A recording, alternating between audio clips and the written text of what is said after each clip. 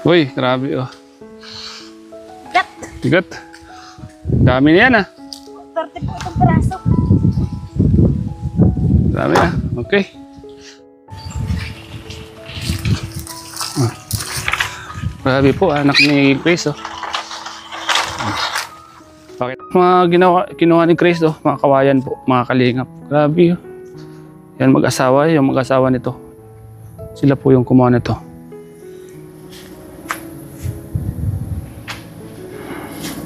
Galing po sa bundok, mga kalingap. Galing doon no, mga kalingap. Giri. Ah, bali tinawagan ka lang. Opo. Kasi sabi niya sa akin, tinawagan ka lang daw. Sinabihan na po ako nung napakatanghalian. Ano niya po daw itong Saan pa to galing? Sa bundok? bundok pa po. Grabe ano?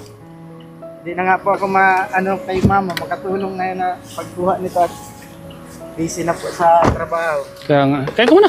Oh, Sige po. dami nito. So, bumili ako ng... Po ay natanghalian pa lang po. Ha? Dami ko pating binili.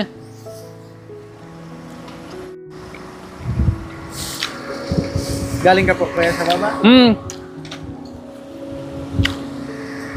ng howler. Ay, ito. O, malaking tulong na yun sa amin ni mama. Hindi na kami maghahakot, hindi katulad noon. Hakot talaga mula doon sa ano po. Eh, dati, mano-mano, ano? Yung ilang halos 2 sapa yung pinagkukuhaan po namin dito dati. Ngayon, sila mama na lang. Sinat-chat ko daw niya, hindi ka nasagot. Busy po. May ano po ay nanganak na baboy dun sa nagtatrabahohan ko, 2 po. Kaya masyadong busy ngayon.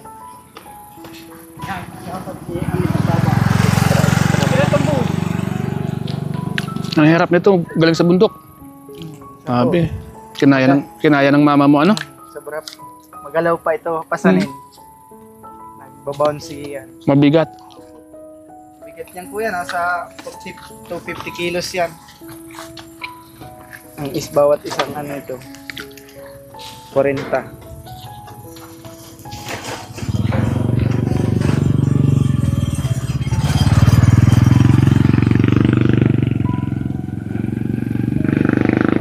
Meron pa. May kahoy pa dun, no?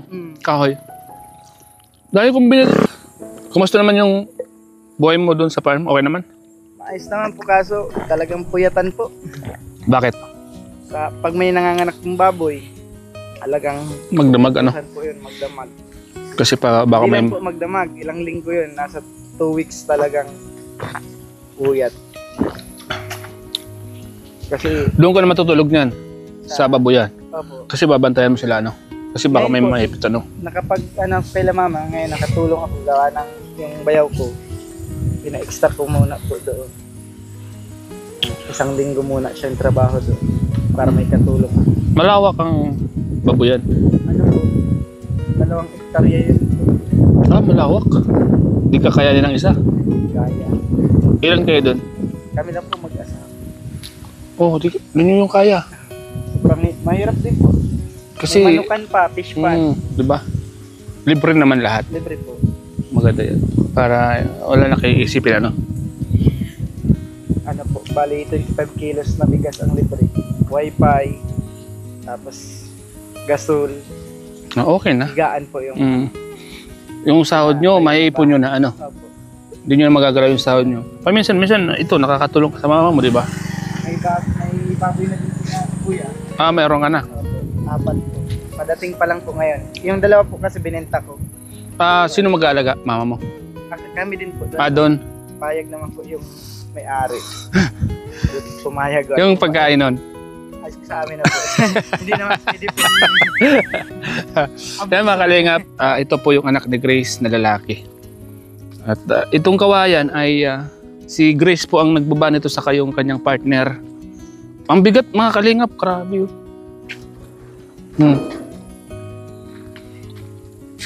Pagod din ang mama mo, ano? Sabi nga sa akin, muntik na daw siyang mag-collapse dito. Naawa nga din po ako doon at kaya nga po, next rank ko nito. Buti may howler ng service doon sa ano po, tinatrabawan ko. Hirap po muna itong service. Ito, ikakarag mo na lahat. O para hindi ka na bumalik, di ba? Yan pong isa, dapat madalang balik po ako. Bakit? Hindi kakayanin po kuya, masyado mababa yung Ay, oo. pasayan. Saan mo ito dadalhin? Sa Mario pa po, sentro na. Sa baryo pa, no? Puro. Pero kung walang outlier, tulad dati, mano-mano, hanggang sentro, ang hirap nito. Masakit ka dito sa balikat. Dati po talaga, lakad lang. Di ba nung naabutan ko kayo doon? Opo. Kayo dala ng mama mo, no? Tig-isa po kaming, may haligi.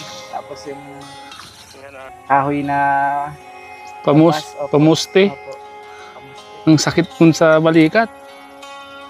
Nasa 70 kilos po. Grabe na. Pa po.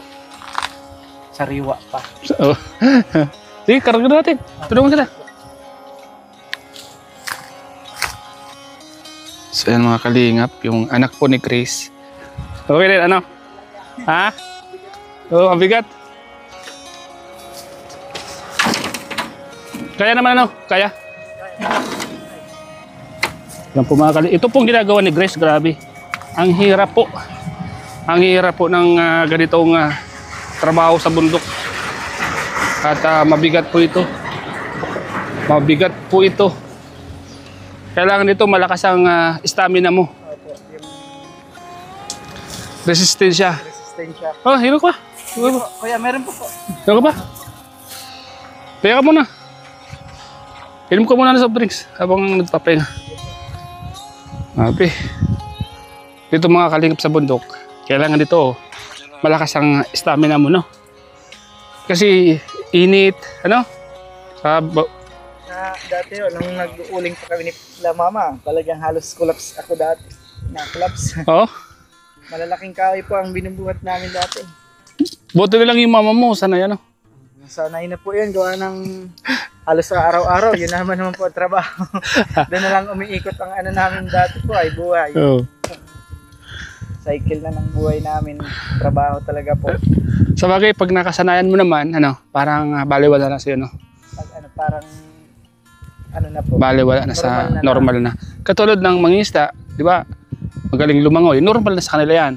Ang magsasaka, pagbubukid, normal na sa kanila. Pero, subukan mo magsaka, may harapan ka kasi hindi ka sanay, Ako naman, magsasaka ako, subukan ko magdaragat, di ko kaya. Kasi hindi mo yung hindi mo yung hobby kumbaga po. Tulad dito, mama mo sanay sa ganito, sa pagkukuha ng mga kawayan na ganito. Subukan mong ikaw ang kumuha na hindi ka sanay, kung di dyan. Dati nga ay, nung natulong ako kay Mama, hindi ako marunong niya mag-kiss-kiss, Oo. tanggal ng mga masusugatan ako lagi. Si Mama pa na sa akin, tinuruan niya ako magkuha niyan. Hanggang sa nagiging ko na din po yan dati. Nagkakapera na din ako diyan Oo. kuya. Kita mo, ang hirap nito. Kasi pag busy po si Mama, liba na uuling, Oo. tapos may na-order po ng kawayan, ako na din nakuha dati. Mga ilang kawayan to lahat. Kung susumahin mo. Estimate ko po, mga nasa 16 pieces na bilang. Ito. Opo. Grabe. Ang 4 na piraso po, isa. Madami Oo. po ito. 15 piraso. Pero mo ginawa lang ng mama mo ng kalahating araw. Siya hindi sanay, magapo na yan. Ay, oo. Baka 2 araw pa po. Mahirap talaga po yan. Grabe, ang galing ng mama mo, no? Talagang Pero pang ekstrang, kahoy pa, Paano kaya, ano kaya ang ginagawa ng mama mo, Saan kaya siya kumukuha ng lakas, Sa bagay, kasama naman niya yung partner niya.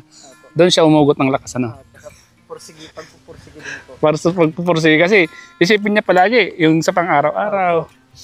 Ito, pag bininta niya doon, Bibenta po. magkano yung isang tali yan?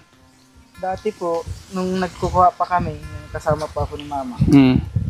nasa 15 pesos lang isa nito. Ang isang, Ngayon po ato nasa 20 na. isang Isang haba po. isang haba? 20? 20 pesos. Mm.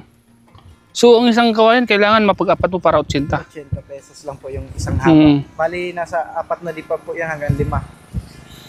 Grabe, Kailangan talaga, sacrifice, Kailangan sacrifice. Halagang 80 pesos po. Grabing linis muna.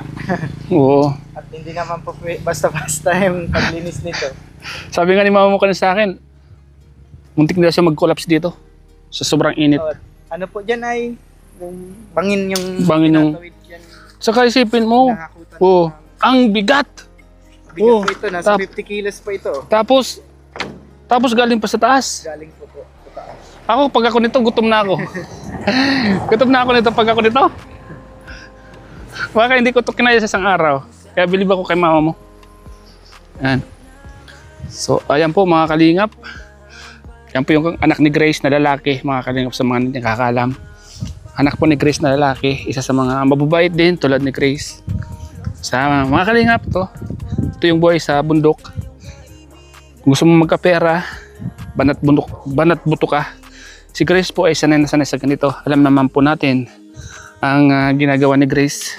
Siyempre nagmana yung anak niya. Kung wala po akong trabaho sa farm, ganito lang din po magiging hanap buhay. Ito na lang po ang nakasarado. Kung hindi magpunta sa Manila, dito sa bundok, tuling, kuha ng mga ganito pong kawayan tapos kahoy. Ibenta ano. Opo. Ito malaking bagay na rin to. Kaso lang talagang Mas pagod ang kailangan mo. Sakripisyo bago mo makuha to.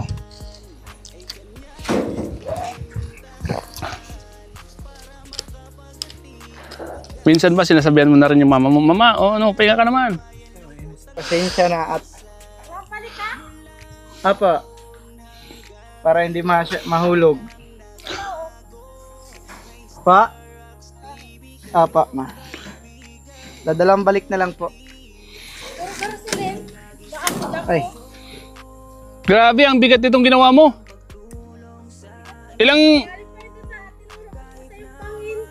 Ilang oras mo tong binaba? Ilang akot? Ilang balik? Dalawa kami ni Mahal. Tig-dalawang balik kayo? diyan mama po sa may baliti. Kayo nagdaan. Magasak doon sa bubon. Merinda ka na muna. Nagapdi lang kami. Maaga lang po kayo, ma. Sinubukan naming buhatin, mabigat pala, no? Grabe. Sobrang bigat. Bilib talaga ako sa'yo. Bilib ako sa stamina mo. Kaya ka na muna, oh. Oh, Ganda po, oh. ma.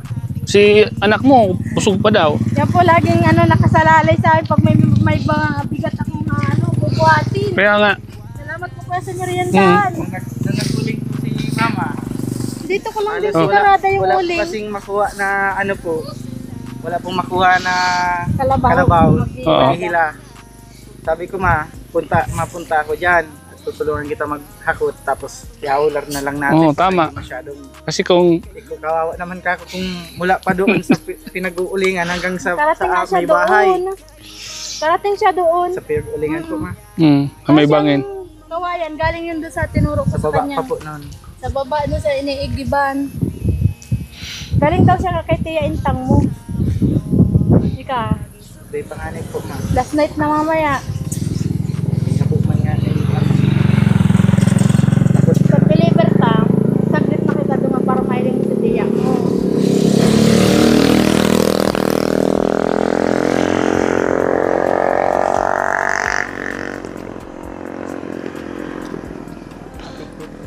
Okay lang yan. Ganyan masisipag daw. Ganyan naman masisipag. Madudumi. Madudumi. Mama mo nga, oh. Nagbis na nga amoy ko ay amoy alas 12 na eh. Dali-dali lang ako bis. Maraming tao doon sa patay. Lalo po paggabi po, matao po. Hanggang hanggang ano lang kami kagabi, alas 10 eh.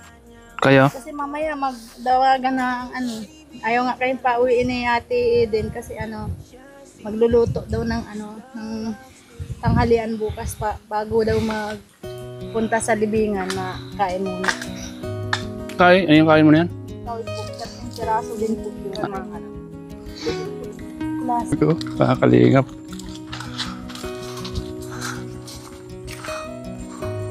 Ika po. Kasi mas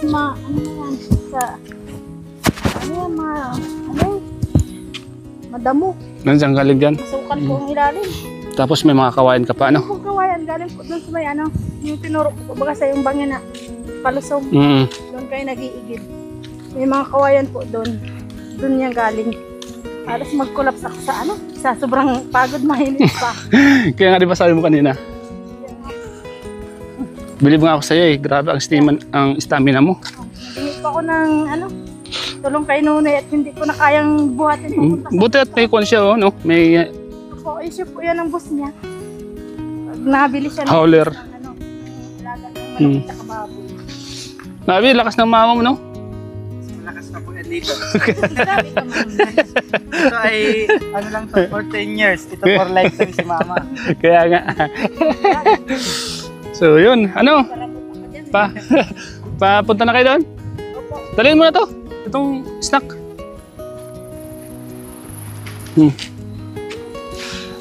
Akala ko kasi, kasama mo si mahal mo. Hindi na po nagsama at natulog daw po siya. Maano daw kami mamaya Lamay. magdamagan. Tama yan. So, ayan. So, paano para makapagpahinga ka? Hatid lang po kami nito. Oh. Sama ko na muna siya sa bahay kasi yung bayad sa kanya. Oo. Oh, sige. Yung may... Paano? Sige po, Oh, kuya. sige. Salamat daw po. Salamat. Ingat kayo, ingat. Ingat ka na lang po. Ah. Pag makadalaw ka ulit dito. Mm. Ganun pa pagkakitak ka mainit dyan sa daan. Baka may ahas, ano? Masalubong, ano? Sigurado, Perme. Kaya may pagpaga. Kaya nga. Sige po, salamat. Sige, sige. Surprise mo na naman ako.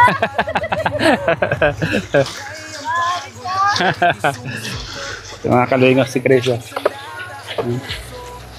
Galing po pong bundok yung kinuha niya na. Galing doon, no? Mga kalingap. Sobrang sipag ni Chris talaga. Bilib ako. So, ayan mga kalingap. Tayo po ay lalargo na rin.